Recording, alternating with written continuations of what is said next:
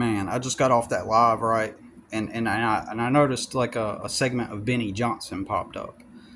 Or like a 1 minute short of Benny Johnson. And I was thinking, holy crap. I was like, I could have gotten some money. But let me explain. I had the opportunity to meet a guy with millions of subscribers and millions of views. Um, and I got to meet him. And you know what? I did not expect this, but I was probably the most meth looking person at the Trump rally. Now, I went to a Trump rally, okay? Uh, and Trump came to town, and I would have went if it was Biden, okay? It's not the first time I've went to go see a political figure, okay? So, uh, I would have went if it were, I went to see. I did not get a chance to see Ron Paul, but I went to go see Gary Johnson, Libertarian. You know, but I could have. I wanted to have the experience and feel the energy and the people, and I've always been fascinated by people, and I've always been fascinated by observing people in large events and stuff. I just really am fascinated by human behavior like that, and so I went to the Trump rally, and and I got other reasons why I went too, but this was like before he was reelected, and a couple of years ago, and I got to meet Benny Johnson. And I just walked up, and there he was. Just you would have thought that a bunch of people would be surrounding him, but he was just. I guess people were focused on the rally and going inside, but finding seats. But sure enough, he was just standing there, and I was like, "Hey, what's up, Benny?" And he was cool and everything, but he cracked a joke about me, and he was like trying to say he was kind of messing around with me, and he goes, "I bet you got like a huge Trump tattoo, on your chest and on your back or something like that." And I was like, "Yep, sure do." And I was just joking, going along with it, and but he was kind of getting a jab at me, right? Like, because like I said, I looked poor. I wore shitty clothes and faded black t-shirts. Like I put all my money into my son, right? Um, and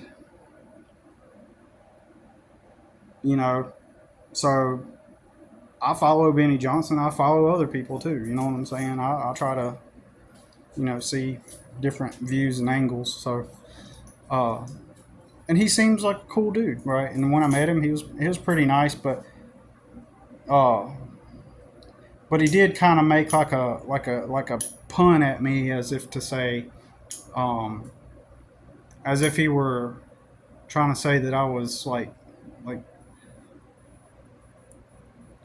I don't know. I can't remember exactly what he said, but I remember when he said it, it made me think that he probably thinks I'm just all methed out or something. Right, right. You get what I'm saying? Just because, but in the and I didn't think about it. And then I remember in my head thinking, okay, yeah, he probably sees me as just some piece of trash, and so he did an interview with me and everything, and my son was with me, and so he never posted the interview, but he still did an interview with me, but probably because he was just taking jabs at me like that, kind of. I'm sure that if he would have posted it, it would have came across in a negative way, as if he were taking jabs at me. But I'm pretty sure that he was just kind of messing with me. You know what I'm saying? In a fun way, like just not nothing personal, nothing bad, but But I'm pretty sure in his head he was thinking this dude is methed out, you know, and all this stuff. And again, you know, and I thought about it, and I was like, you know what? I could have. I was just thinking this. I was like, I could have just said to him, "Look, dude," I was like, "I know," because I remember he said something that triggered that, making like, you know, that, you know, based off of how I looked, basically, and I could tell that's why he said it. And so I said to myself, I could have said to Benny, like, the reason why I could have replied and said, the reason why I look the way I do is because I've been through the family court system for nearly 15 years now in order to get custody of my son, and now I have custody of my son. And that's why I'm poor, and all of my money goes into, you know, for him, you know. So I don't focus on how I look as much as I focus on keeping him fed and keeping us sheltered, right? I could have said something like that, and I could have played on his heartstrings and said, you know, uh, so I've been left indigent and destitute at times, and I could have pulled on his heartstrings. So what?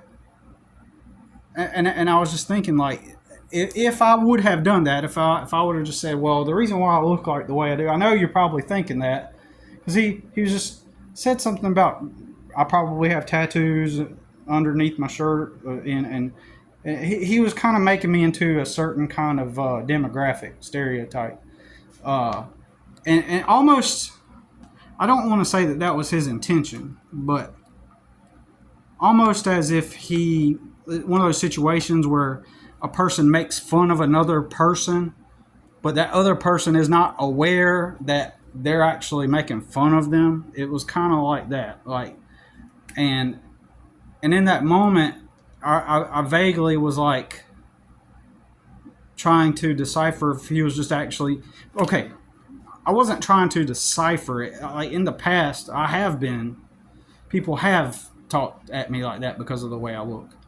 You know, they're thinking I'm too stupid to understand what they're really trying to say, because I look like a poor homeless person for most all of my life. I've always looked, except for a few times. You know, I've worn old faded black shirts and faded pants, nothing new hardly ever. You know, just always just look like a poor indigent person, right? So people assume that you're like low IQ and that you're on drugs and all this stuff, you know. And so, uh, and I was thinking, well, if I would have just, uh, mentioned like called him out for what he was saying in a non-confrontational way, if I would have just said, look, the reason why I'm like where I'm at is because I've spent all my money, thousands of dollars on family court. Then they suspended my license. Then I had to move. Uh, all while I had custody of my son and go live in a shelter for a bit. And I was like, I look like this not because I'm some meth head, but because I'm broke, man. I'm like, and I'm not saying he would have, but I could have attempted to use that opportunity to get some help, and I didn't think about that, right? Because I don't go around trying to use people. You know what I mean, right? I don't think that way, and it got me thinking. I was like, I know people in my life right now. That is their first thought, right? Their first thought is, ooh, how can I extract something from somebody? Oh, they've got a lot of money. Oh, they got millions of viewers. So let me figure out, and subscribers, man, I can definitely benefit. I can weasel my way and figure something out and how to, you know, take advantage of this opportunity, this situation. And I thought, and I was just now thinking, this was 2 years ago. I was just thinking, like, and nobody was, it wasn't like there was like a crowd of people surrounding him. you know, um, so part of me goes, uh, some people say just ask for help. Humble yourself and just ask people for help. And I have tried that. Uh, and what I've discovered is when you do that, people do not want to help you, especially churches, uh, churches, right? So I have asked, and no, it comes across as, well, it comes across as if you're not trying anything on your own, right? They don't know me or anything, right? Uh, and then especially if I tell them about the situation. So, hey, I got custody of my son. Uh, we're we're we don't have a place to live at the moment, or we're getting kicked out, or whatever was happening during that time. You know, and the child support suspended my license, but I have custody. The moment they hear all that, they are like, oh no, like, yeah, here's a box. They don't even offer anything. I was about to say here's a box of food, but like, no, people think that there must be something wrong with you. If the authorities are attacking you, then you've definitely are in the wrong. Something's wrong with you, and so they'll shun you away, kind of. So, but I was just thinking about that. You know, it did not occur to me in that moment to ask for help, and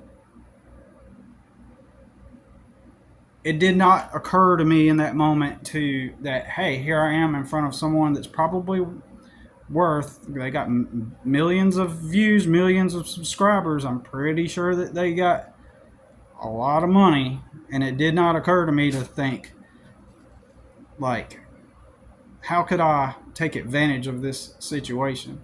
You know, it did not. I didn't even think like play to his sympathies, heartstrings, or whatever. I did not think of that. So what does that say about the people? Because I know people that are like that. They would have seen him and they would have said, "Let me figure out a way to." Oh man, what's up, man? Hey, let me tell you this. Let me ask you this, and then sell him on helping them in some way. But I guess, I don't know. It boggles my mind. That's like I had the opportunity, but I didn't think about it in the moment. I was just like, hey, it's Benny Johnson. It's like he's cool. He's got those cool videos, and he's cool. He's got interesting stories and entertaining stories, and the way he presents them, and that's all I was thinking in that moment. And I just wanted to say, hey, what's up? Good to meet you, and let him go about his day and do his thing. That's all I was really thinking in that moment. And so, as I'm making this, I'm thinking, like,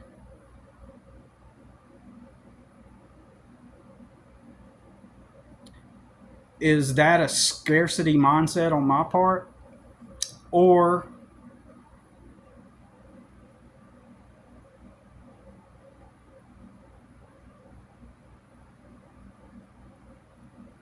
I don't know, man. It's like it's a weird thing that I'm experiencing. It's like, because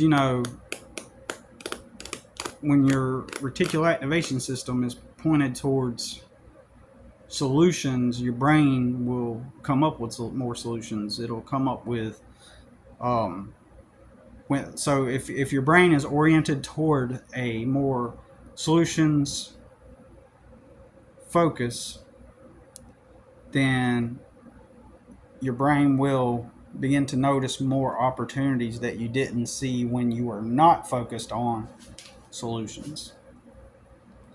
So I'm just trying to figure this out in my head. Like, you know, I don't want to go. I don't want. Here's the thing. I don't want to purposefully look at a person that I know has resources and go, "Hey, yeah, I went through all this stuff. Would you help me out?" Like, I don't want to trick anybody, or and technically, I do need help like that. You know what I'm saying? Like, technically, if I did ask, it would not be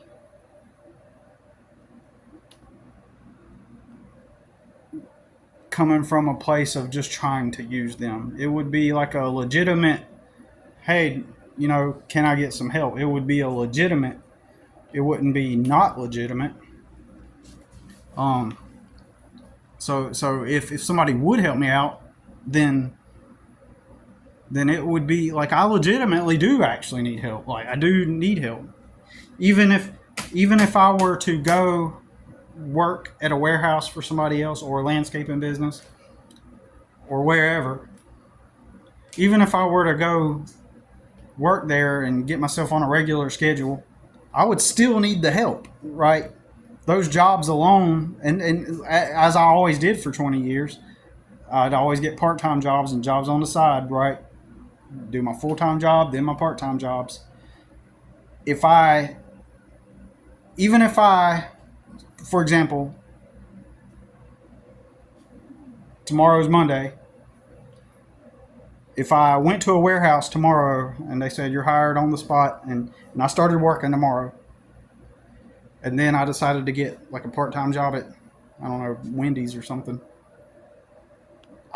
those jobs together would not bring in enough, revenue, or generate enough income to pull me out of the circumstance. In fact, the moment I would do that, nobody can comprehend this, but the moment I did start to do that, nobody's going to be like, oh, wow, Billy, now that you're working that full-time job at the warehouse and you got a part-time job at Wendy's, good for you.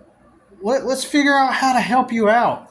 Now that you're doing that, let's figure out how to help you out. We see that you're doing what you're supposed to as a man, right?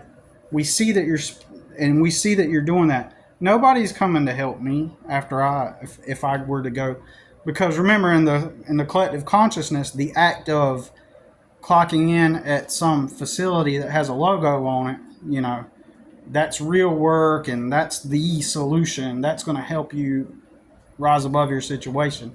In the collective mind, the mindset of the collective, the act of doing that is the solution. It is the thing that will help you come out of your struggle, right?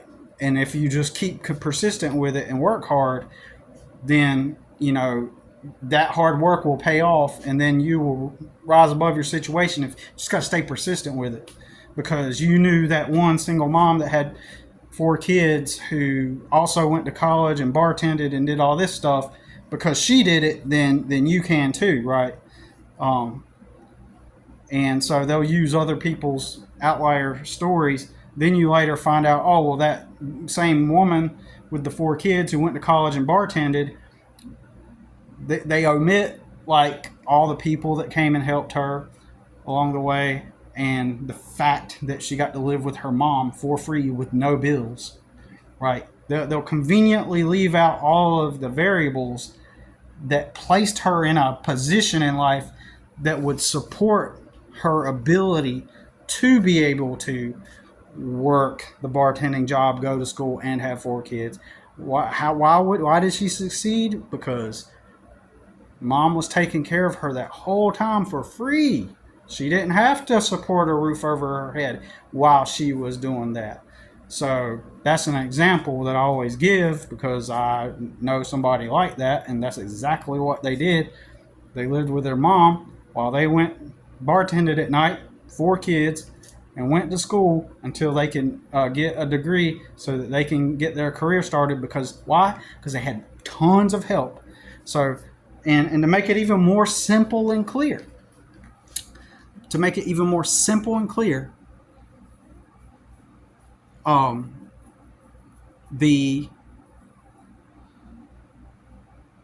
just do the math.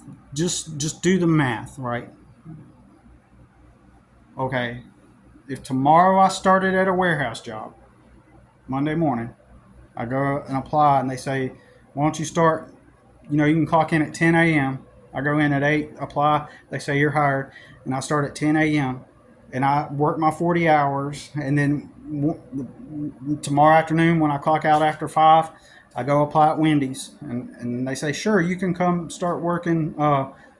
Actually, we need somebody tonight. Here, just fill out the paperwork, and then I start working there tonight. Would the act of doing that, just not from a personality frame of perspective, not from a character perspective, like who you are as a person, not from your willingness, not from these abstract platitudes, but just based off of pure money, just based off of purely how much I would be getting paid. If I started those things tomorrow and then did that on repeat, would that render the outcome of me being able to move out of this place, go find my own place, and start renting, and then, buy some new clothes, get all the basic things I need to just live a normal life? It would not, from a pure money. And I am willing to take on the challenge, like somebody that's an accountant. I got 2 customers that are accountants.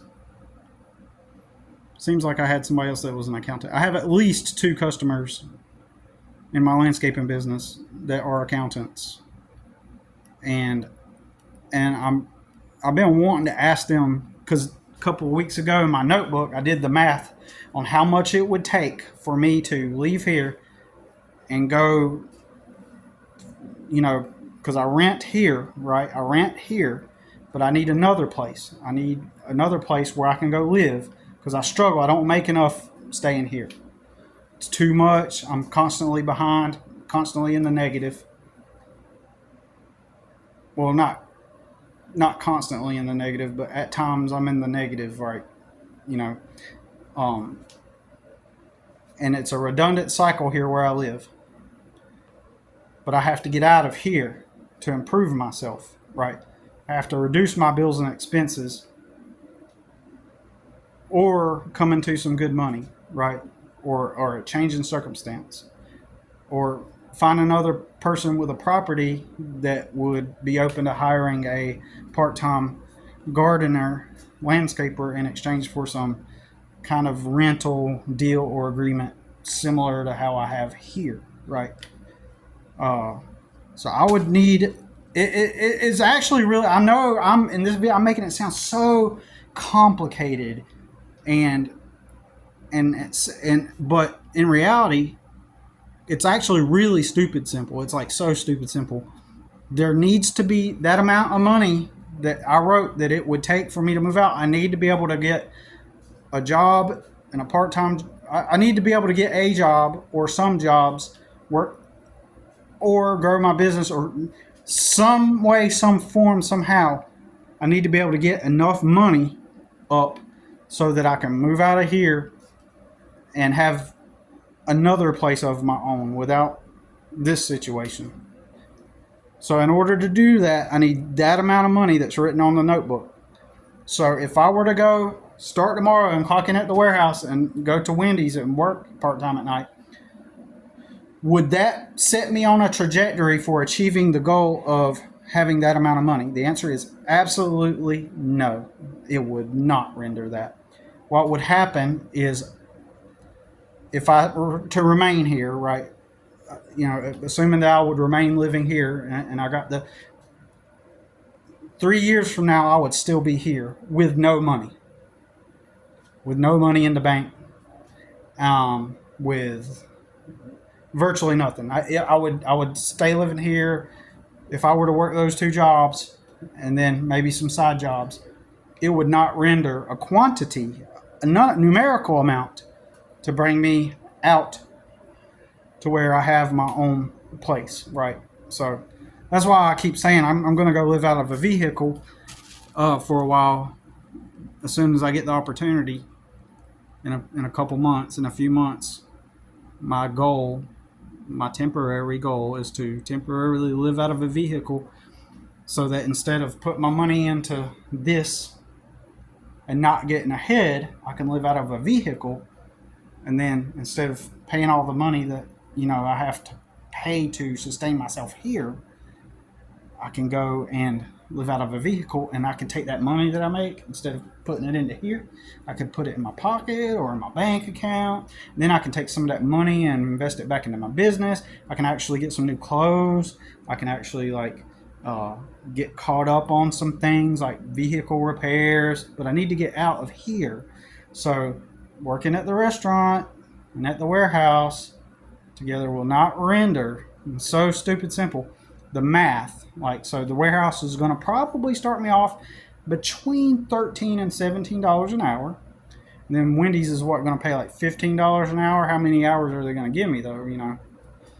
That's with retail and service-based businesses, there is no, usually at times there is, but a lot of the time the schedule fluctuates, and sometimes some people, like if the manager is disgruntled and they just personally don't like you, then they're going to put you down for 2 days. Like I remember working at one restaurant and they put me down for 2 days in a week. I was like, I can't afford that. I can't afford that. I think it was at the seafood restaurant. Like I can't work 2 days in a week. So I don't know. So funny. I was just thinking about that. Now, somebody like Benny most likely is going to be like, who is this fool? Like, he needs to just man up and go clock in at that warehouse and see what opportunities are available. And maybe they can move you up. And, I just disagree. Benny is he's 6 foot tall, right?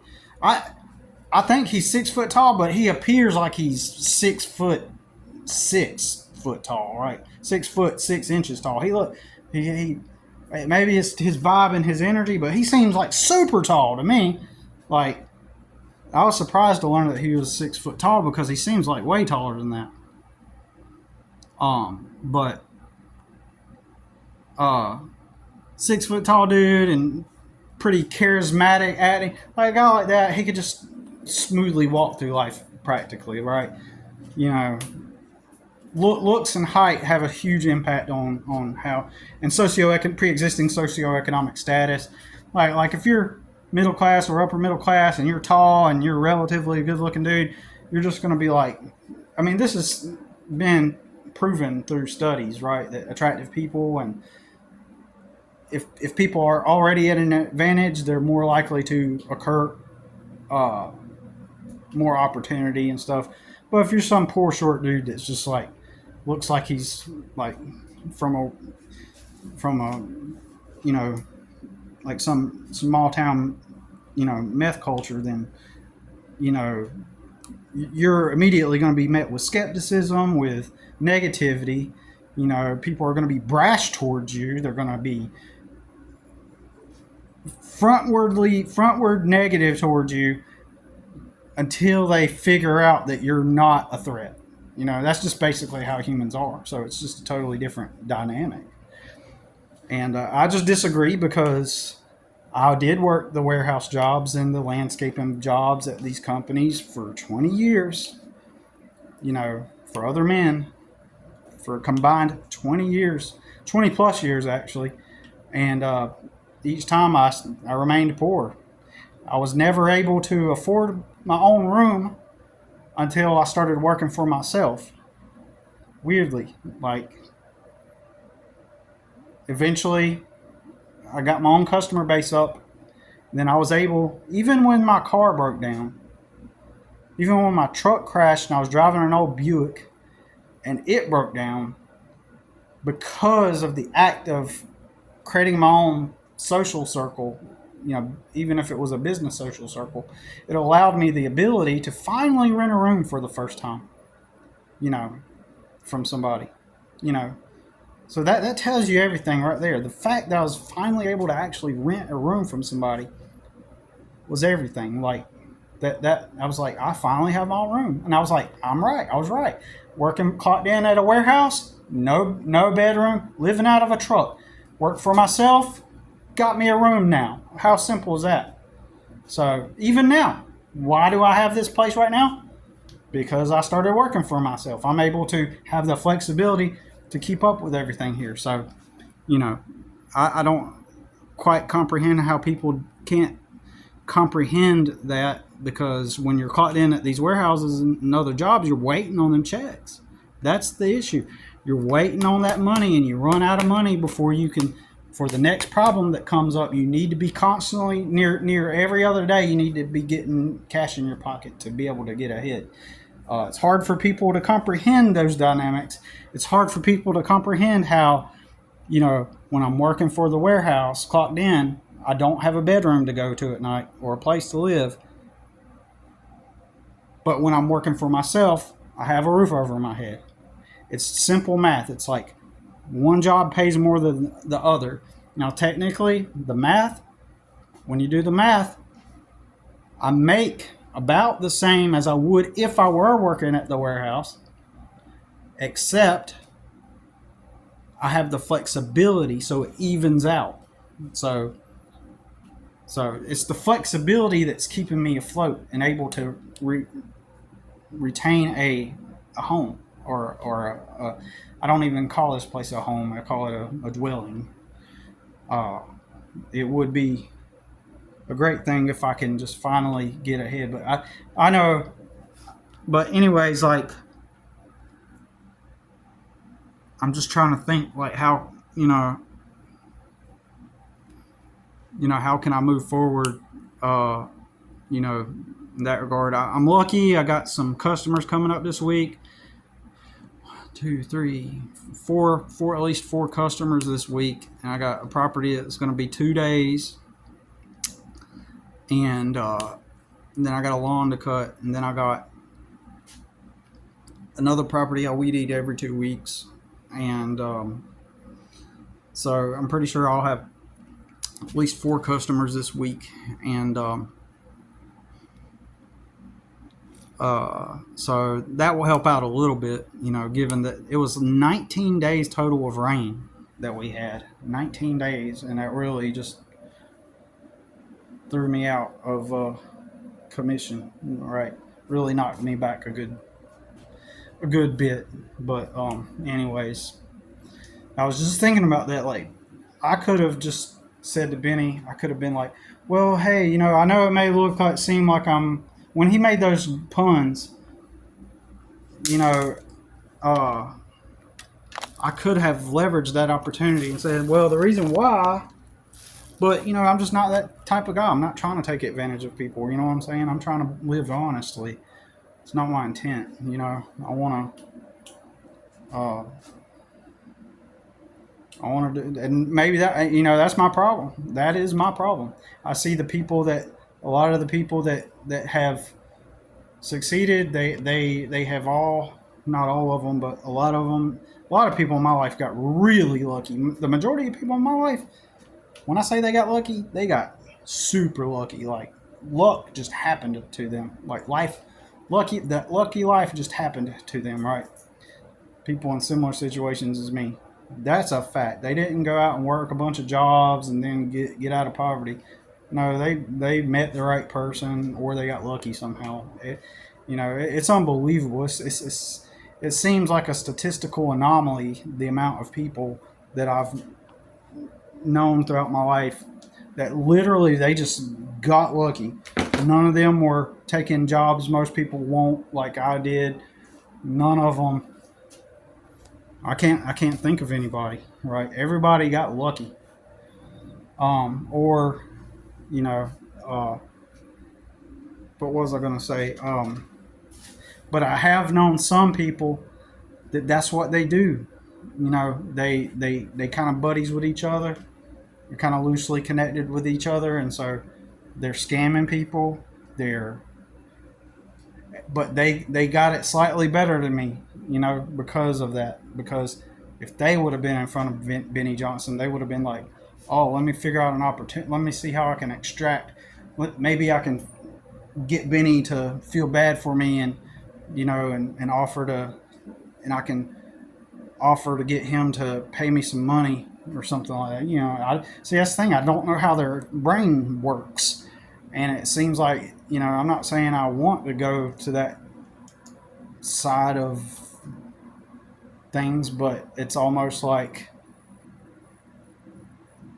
damn, like if I would think that way, I would be doing better, maybe. You know what I'm saying? I don't even like having to say that, but it's true.